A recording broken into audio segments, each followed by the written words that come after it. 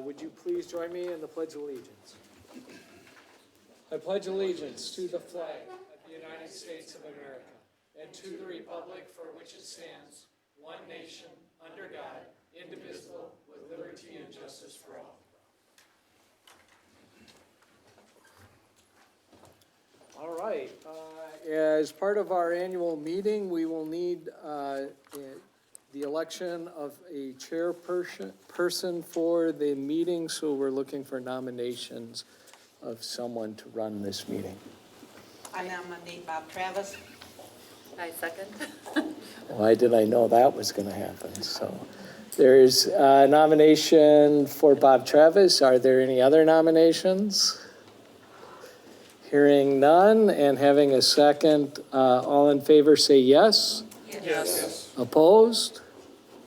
All right, I guess I'm the chairperson. We'll move on to item number 4. It is to approve the agenda as an order of business. Can I have a motion to approve the agenda? I move we approve the agenda as order of business. And is there a second? I second. All in favor say yes. Yes. Opposed?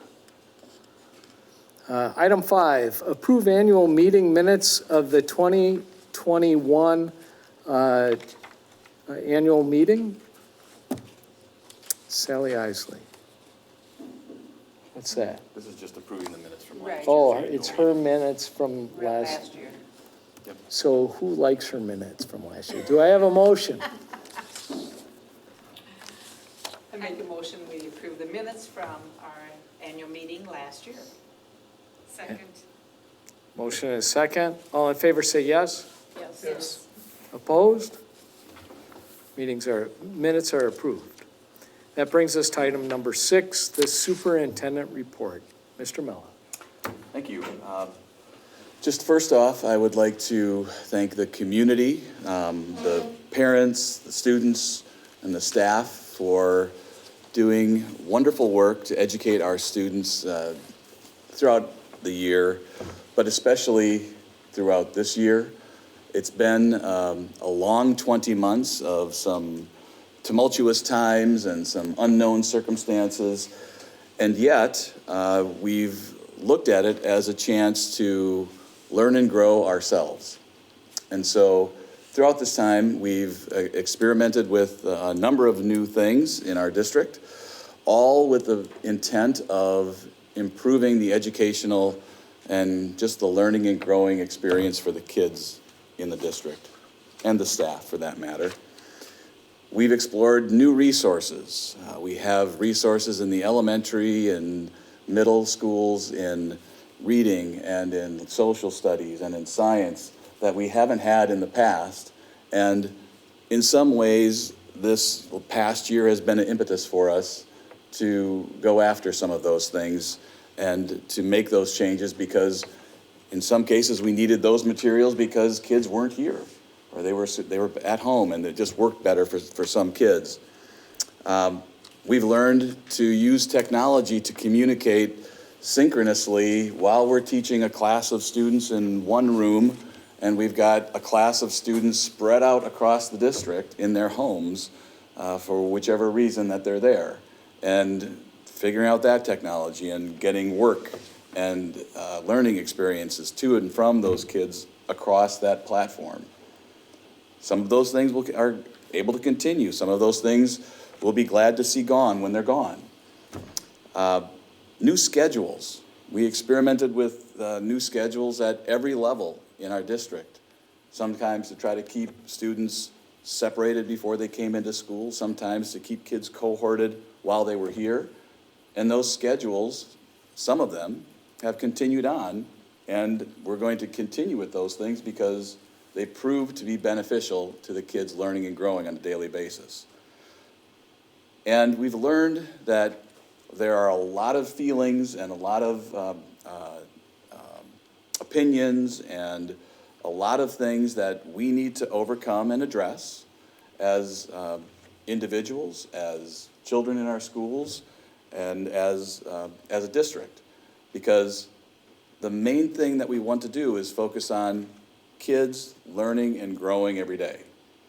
And our focus is on those 4 pillars of academic, extracurricular, community connections, and our financial pillar. We want to focus on that, laser focus, as we move forward in the future. And with all of the things that are going on in the world and all of the things that are going on in this district, it's kind of helped us remind ourselves that, yes, our mission is for every student to see and be their personal best. And our strategic plan and our focus on that strategic plan will help us get there for those kids. In some of those areas, academics, extracurricular, community engagement, and our financial responsibility, we have increased our level and our commitment to our accountability to the students of this district and the citizens of this district in those areas. And with the board's help, we are adding those in, and we are reporting on those on a tri-annual basis upcoming this year. So not only does the focus for the students and their learning get more laser-like through this process, it's that way too for the employees of the school district and for the board. But we're really looking forward to great things. We have high academic achievement, but we want to have higher academic achievement. We have researched materials. We are doing professional development. We have new principals. We have new staff. We have all of those people, and we're all directing ourselves towards higher academic achievement in all subject areas. We have improved facilities, some of which just have been improved through the referendum and that building project. But some of them, we have a facilities committee and we focus on those things to improve things like our energy efficiency, to improve things like the student learning spaces. We've learned a lot about HVAC during this past pandemic year. And so some of those things will carry forward. And every year, we are doing our best to be fiscally responsible so that we're able to pick off and attack a few bigger ticket items like we've done over the past 3 years now. A couple repair projects that normally, if we hadn't been as fiscally responsible, we wouldn't have been able to do.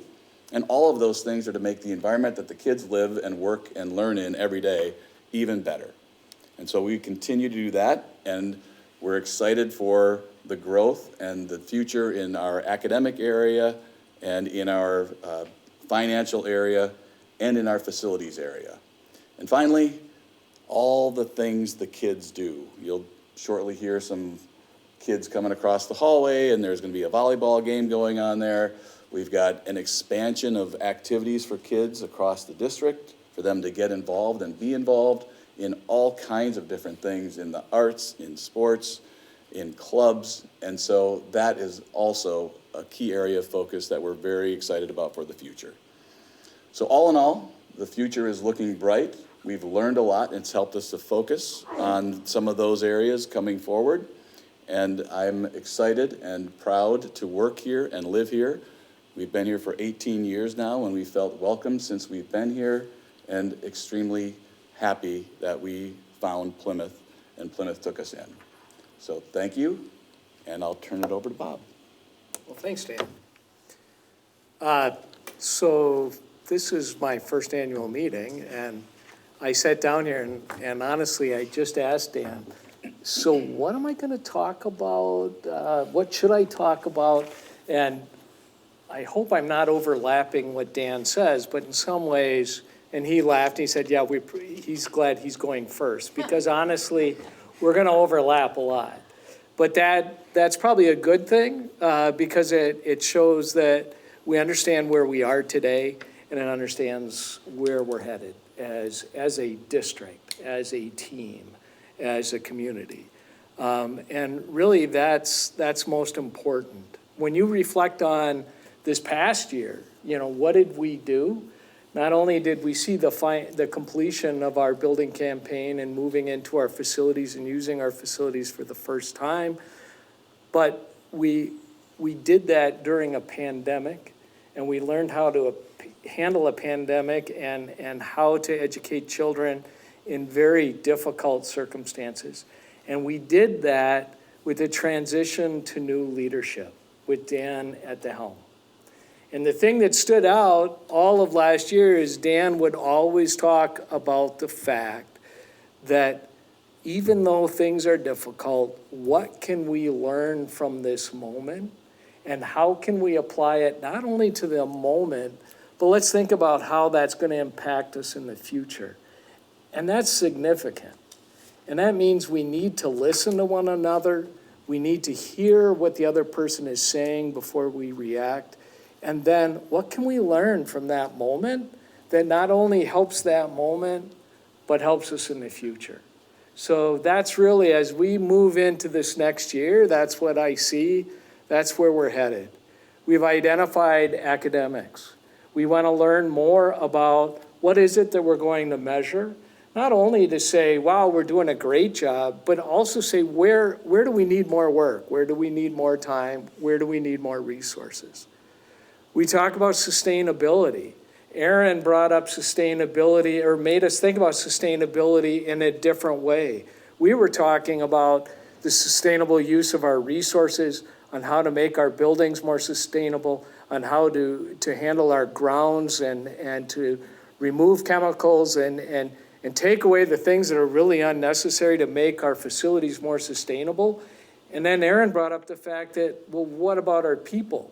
And what are we doing to sustain our human resources here in the organization?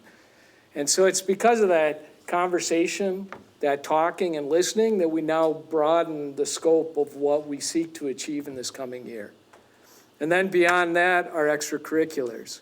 If you listen to the radio, if you listen to the news cycle and what they're saying about students, this pandemic has impacted the well-being of our kids.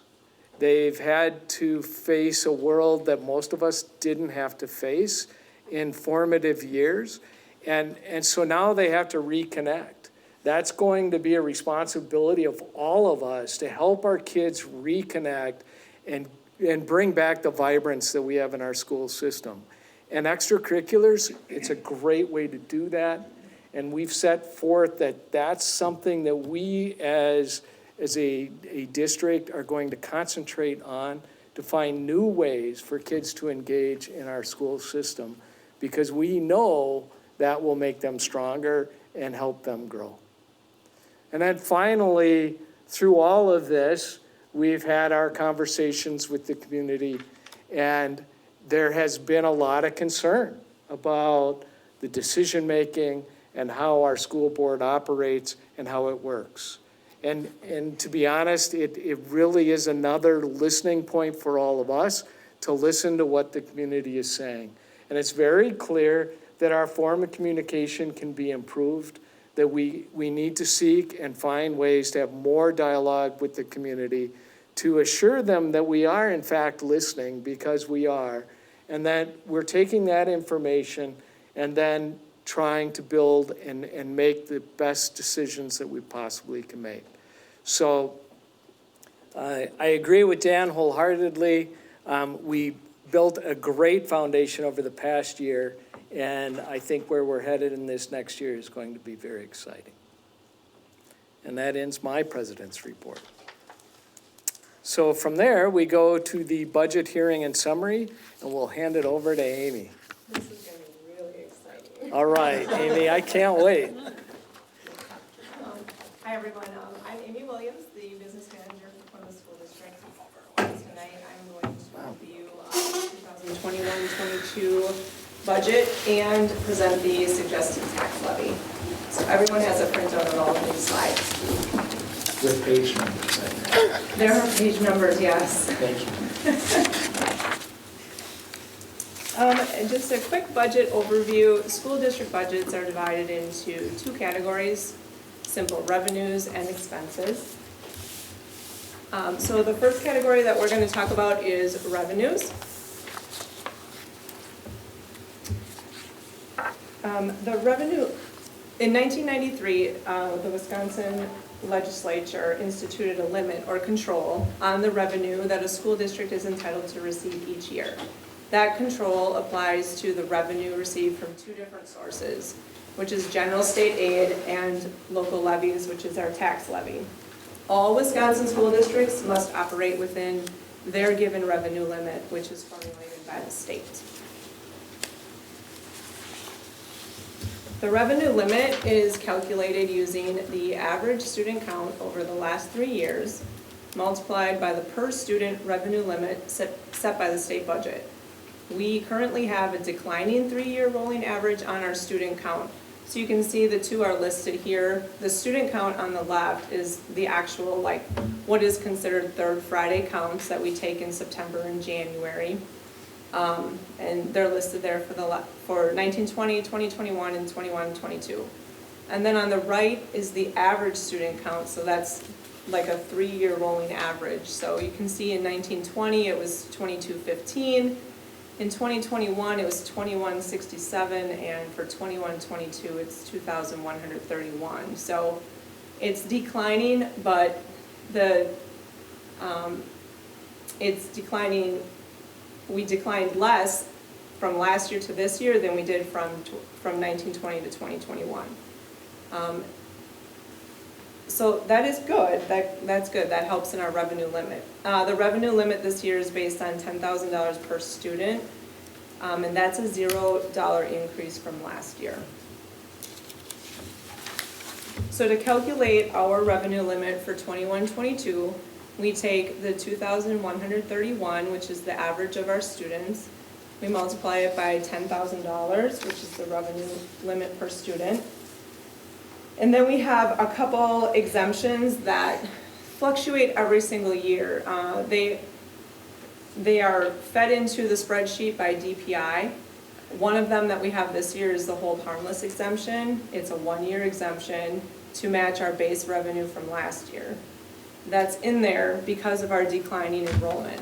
So it's meant to make sure that we at least have the same revenue limit that we did last year because we have declining enrollment. That will go away next year. So that would, in essence, reduce our revenue limit unless our average of students goes up. We have this year declining enrollment exemption of $340,000. That changes every year too. It's a formula through DPI. Last year that number was $460,000. This year it's $340,000. Both of those exemptions are dependent on our student enrollment. We have a prior year open enrollment adjustment. That's just an amount that's added in for open enrollment students that were not counted in our September count last year. So they add that in so that it increases our revenue limit. And then they add in private school vouchers, which this year is $543,000. And that is how we get to our revenue limit of $22,571,941. The revenue limit, which is funded by state aid and local levies, makes up 71% of our annual budget.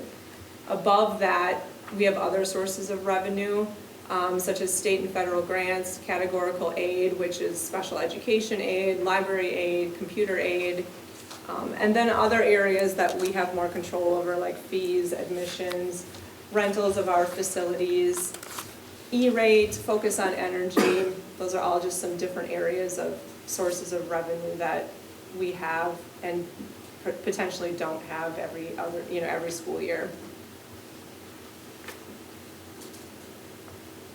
Here's a summary of revenue changes from last year's actual numbers to this year's budgeted numbers. They are not very different. The areas that have the most change are the inter-district, which is open enrollment and shared OT services. And the federal sources went up because of the ESSER funds that we will receive this year.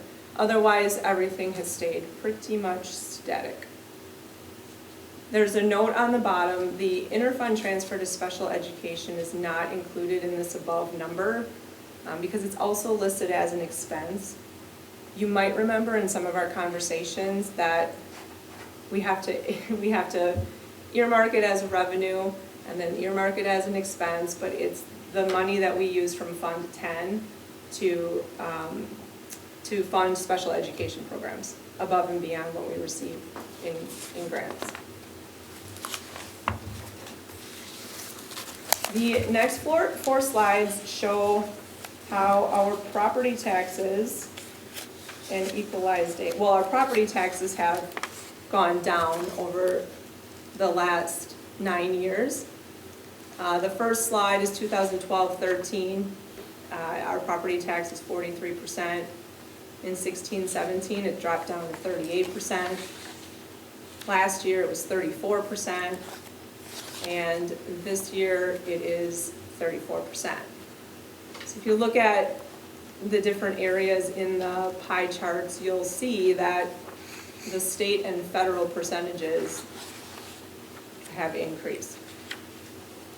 So more of our revenue is coming from the state and federal, typically in grants and things like that. But you can just see our reliance on property taxes has decreased over the last 9 years. The next category is expenditures. The biggest category in our expenditures is salary and benefits. Due to the nature of our work, 75 to 80% of our expenses are invested in personnel. So when you look at these numbers from last year to this year, they've increased slightly, a little bit more than 2%. Our benefits have stayed pretty much static. A lot of that is attributed to our 0% increases in our health insurance and dental insurance. And some staff don't, utilize our benefits and they get them somewhere else.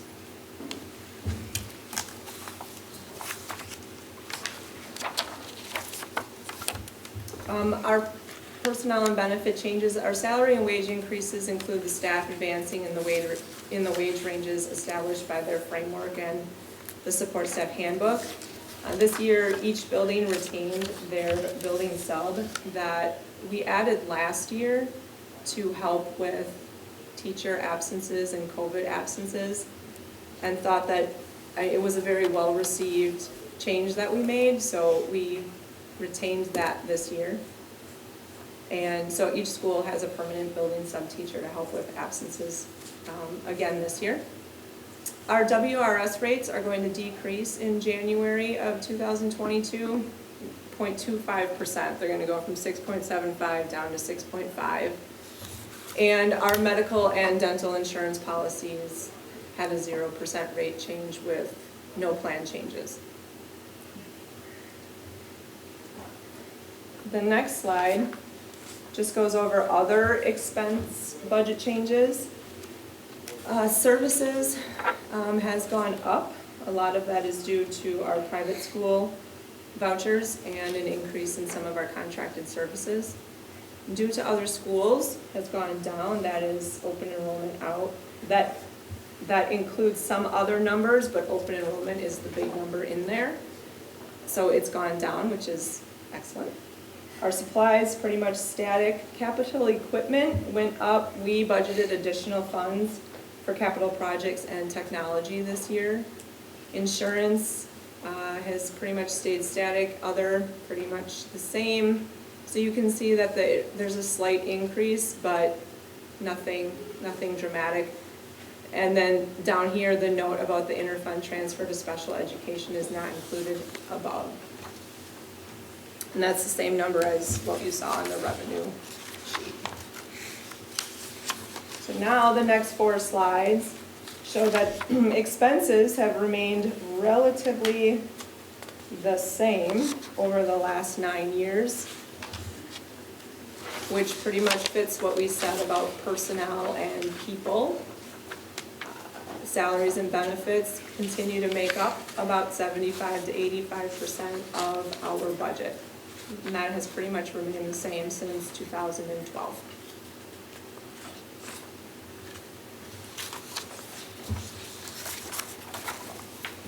So when we wrap that all together, for the 21-22 school year, we have total revenues of $31,996,343, and we have expenses of the same amount. So we are proposing the approval of a balanced budget. But it's important to note that we are using ESSER 2 funds to balance this budget. Without the ESSER funds, and largely due to the $0 increase in revenue limit per student, we would have entered this school year with around a deficit of $700,000. Our open enrollment expense has decreased from last year. Our actual open enrollment expense last year was $320,000. We anticipate this year to be around $207,000. So that's great news. Our private school vouchers, however, increased from last year. Last year they were $440,000, and this year they are up $100,000 to $543,000. Private school vouchers are an addition to the revenue limit, so it's an additional tax to our citizens. So now let's review the suggested tax levy. So for this year, we have equalized aid of $12.4 million, and last year we had equalized aid of a little bit less of $12.4 million. So our increase in equalized aid is $35,674, which is 0.29% in equalized aid. So when the increase in equalized aid is more than our revenue limit increase, which was only $440, it results in taxes going down. So the net result is going to be a decrease in our tax levy for operations. So we take our revenue limit of $22,571,941, we subtract out the equalized aid that we get from the state, and then we subtract out computer aid, and we come to the allowable revenue that we can levy for taxes, which is $9,937,254. Then we break that down into what funds that tax levy is for, and it's for Fund 10. We no longer have a Fund 38 levy that was paid off last year, so everything is going to be a Fund 10. So when we compare the two tax levies between last year and this year, you can see that the difference is about $500. So for our general fund, we will be levying $9,937,254. The debt service fund, that's our referendum, $2,971,488, and community education for $185,000. So we have a total levy of $13,093,742.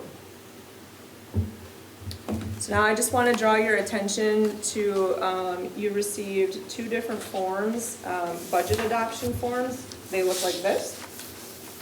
They're similar to the one that you received at the committee of the whole meeting. But because there were some changes to the budget and revenues and information that we don't get until October 15th, I have to provide you with these change documents. And then on your agenda that you received, you'll notice that the tax levy listed matches what's up here, but that's not what was at the committee of the whole meeting. So it changed slightly. I just want you to be aware of that.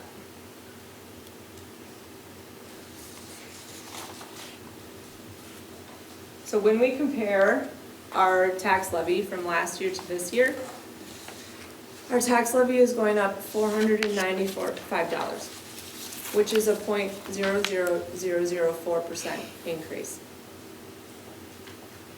So our average mill rate for 21-22 is $7.83 per thousand.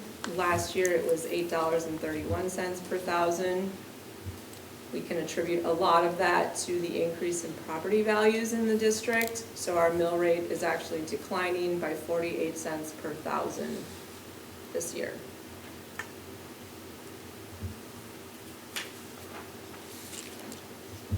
Here's a nice little graph to show you some historical district tax rate data. Just showing that it has gone down over the years. It, since 1985, has remained below the state average. And it shows that it's just a little bit less than it was last year.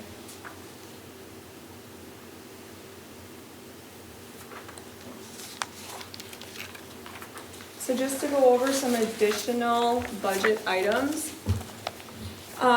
Building projects, we're always talking about, looking at, working on. We've made progress on some large building projects. This past summer, we did the Riverview roofing project and the high school tennis court resurfacing project. And we continue to work with the board facilities committee to prioritize capital maintenance projects, improvements, as funding becomes available.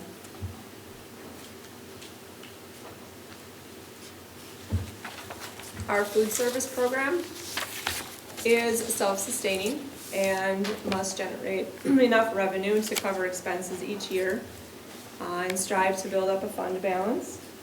This year, again, all students can receive free breakfast and lunch meals, which was the same as last year.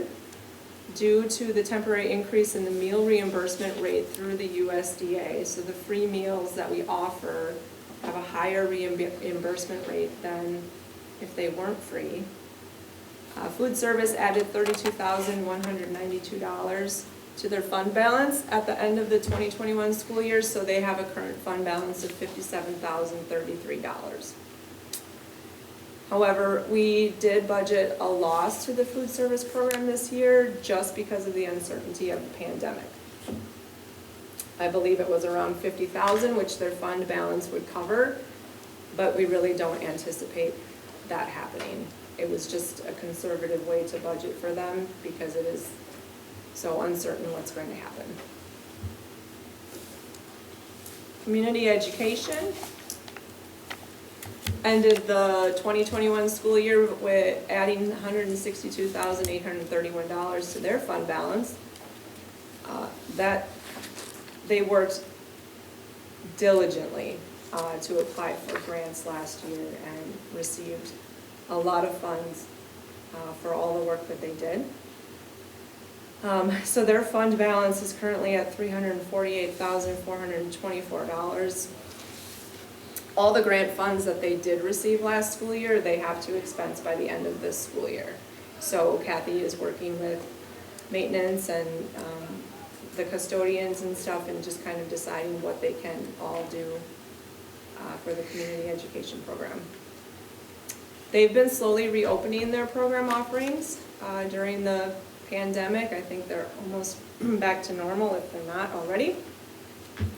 They have a suggested levy of $185,000, which is no change from last year. And that levy supports middle school extracurricular program and community education overhead. Looking ahead to 2022-23, our student count shows a slight increase from last year and will continue to be monitored to manage potential declining enrollment. The revenue limit is going to remain at $0 increase for next school year, and it will start to create major operational deficits in Plymouth and throughout the state unless it's addressed by the legislature. Private school vouchers continue to increase, which results in an additional cost to citizens. ESSER 3 funds are going to be available through September 2024.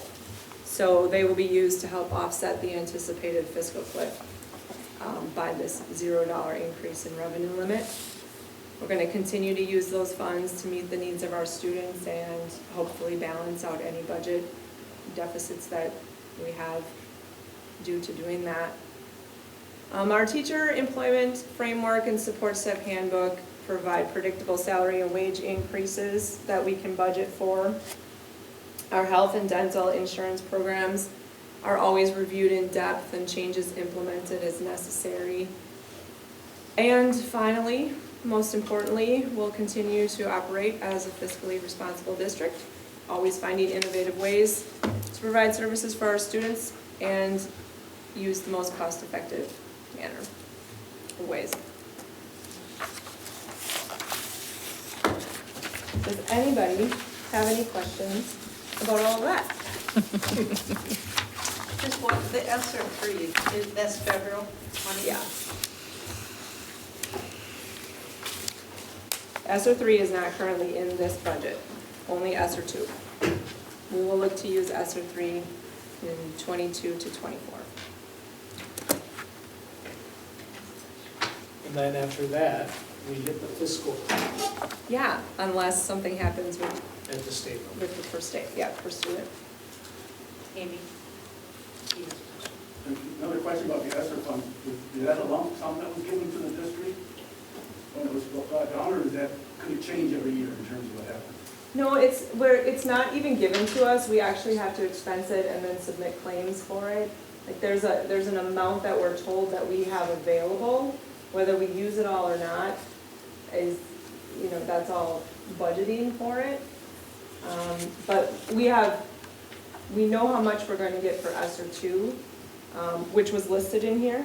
ESSER 3, we have an idea, but there really hasn't been like a definitive final answer yet on that one.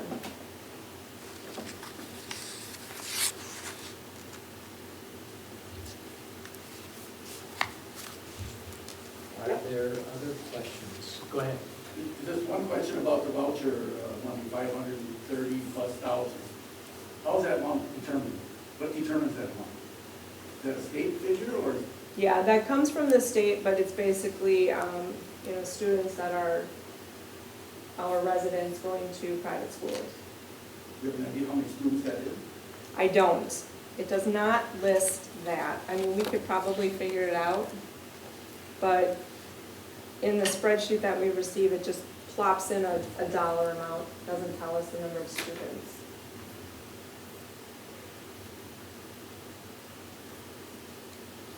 Other questions for Amy?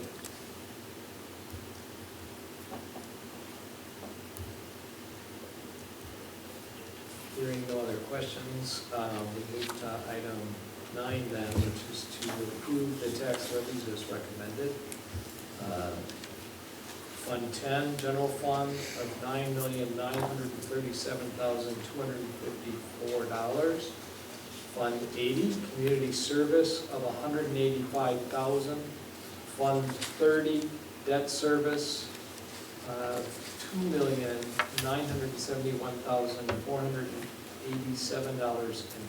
$2,971,487.50.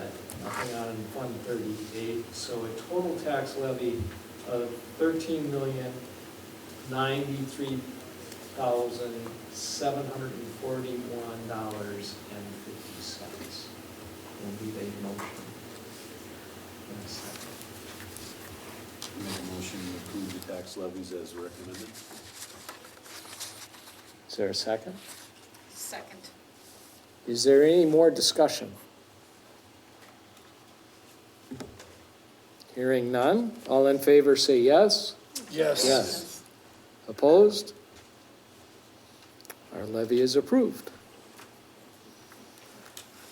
Item 10, authorize school board to engage in legal counsel during the 2021-2022 fiscal year. Dan, what's that mean? This simply means that you're authorizing us to contract with a legal firm that we consult on all manners of legal advice. Legal stuff. Legal stuff. All right. Mhm. So we need a motion for that, to authorize? Yes. Okay. Motion and a second, so I have a motion. Second. I Oh, you need a motion. Yeah, I move we authorize the school board to engage legal counsel during the 21-22 fiscal year. and is there a second? I will second. Motion and a second. Any discussion? Yes? Don't we have someone that runs from year to year as legal counsel? Is that? Yes, we do have, it's the same one. It's the same one, we just, Okay. it's a Yeah. requirement that you have to Every year we authorize just- it every year. Yeah. Any other discussion? Hearing none, all in favor say yes. Yes. Opposed? All right, we need to authorize salaries for school board members for the 2021-2022 school year. I need a motion. Yep, motion second. Need a motion and a second. I make a motion that we authorize salaries for the school board members for the 21-22 school year. Is there a second? Second. Motion and second, any discussion? Hearing none, all in favor, say yes. Yes. Opposed? All right, salaries are authorized, thank you. Now we need to set a date and time for the next annual meeting. We are suggesting October 18th, 2022 at 5:30 PM. And the reason it's October 18th is because the state gives us our final numbers on counts on October 15th, or, 15th. So that's the soonest we can really have that annual meeting. So is there a motion? I make a motion to accept the date for next year's annual meeting on October 18th, 2022. And a second? Second. Any discussion? All in favor, say yes. Yes. Opposed? All right, next meeting is October 18th. Presentation from the floor of business appropriate for the annual meeting. Katrina, we have no one for the annual? All right, then we move to item 14, which is adjournment. Thank you all for coming. I need a motion to adjourn our annual meeting. Make a motion to adjourn? Second. Motion is second. All in favor, say yes. Yes. Yes. Opposed? The annual meeting is adjourned. And we, take a quick break here and then move into the If you like.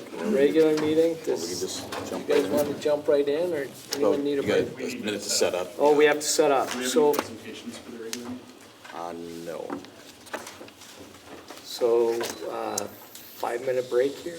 Sure. Sounds good to me.